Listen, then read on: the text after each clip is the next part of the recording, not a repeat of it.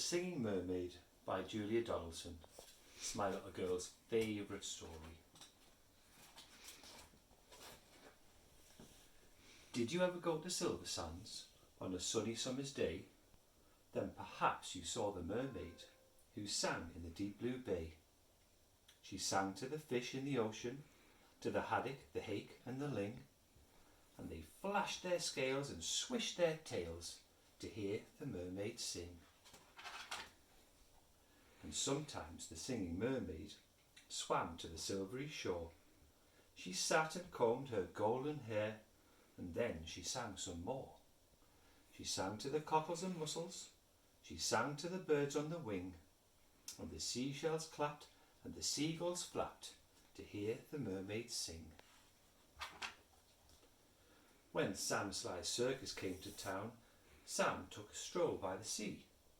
He heard the mermaid singing, and he rubbed his hands with glee. He said, "I can make you famous, I can make you rich," he said. "You shall swim in a pool of marble and sleep on a fine feather bed. You shall sing for the lords and the ladies, you shall sing for the queen and the king, and young and old will pay good gold to hear the mermaid sing."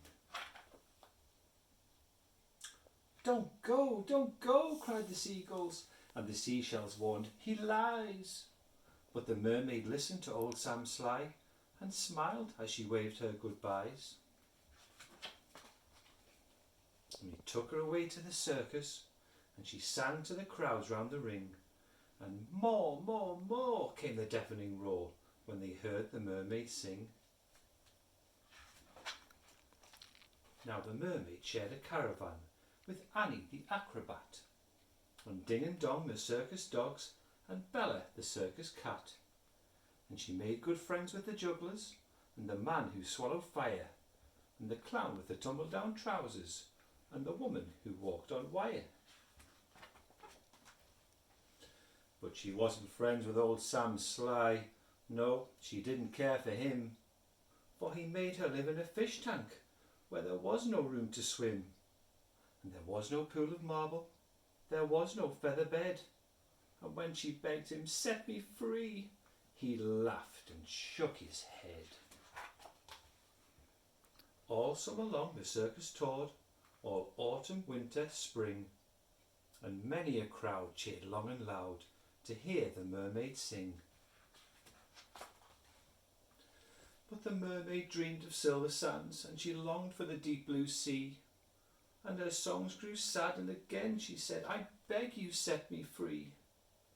But again he laughed and shook his head, and he told her, "No such thing.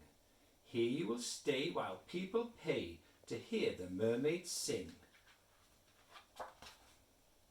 At Silver Sands a seagull was flying to his nest, when on the breeze he heard a song, the song which he loved the best. And he followed the song to the caravan. Sam Sly was about to lock it. The seagull watched as he turned the key and slipped it inside his pocket. The seagull waited till Sam had gone, then he perched on the window sill, and tap, tap, tap at the window he tapped with his yellow bill. Come back to Silver Sands, it's only a mile away. I can find the key and set you free if you'll come back home to the bay." "Escape," barked the dogs, "escape," meowed the cat. But the mermaid sighed, "I'd fail, for how could I walk to Silver Sands when I only have a tail?"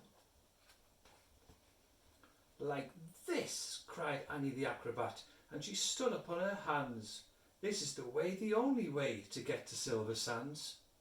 Right hand, left hand, tail up high, there's really nothing to it. If I give you lessons every night, you'll soon learn how to do it." Next week, while Sam was snoring, the seagull stole the key. He carried it off to the caravan and set the mermaid free. And he flew ahead to guide her as she walked upon her hands, all along the moonlit road that led to Silver Sands. And the creatures on the seashore and the fish beneath the foam jumped and splashed and danced with joy to have their mermaid home. And she sang to the cockles and mussels, she sang to the birds on the wing, and the seashells clapped and the seagulls flapped to hear the mermaid sing. And if you go down to Silver Sand and swim in the Bay of Blue, perhaps you'll see the mermaid, and perhaps she'll sing for you.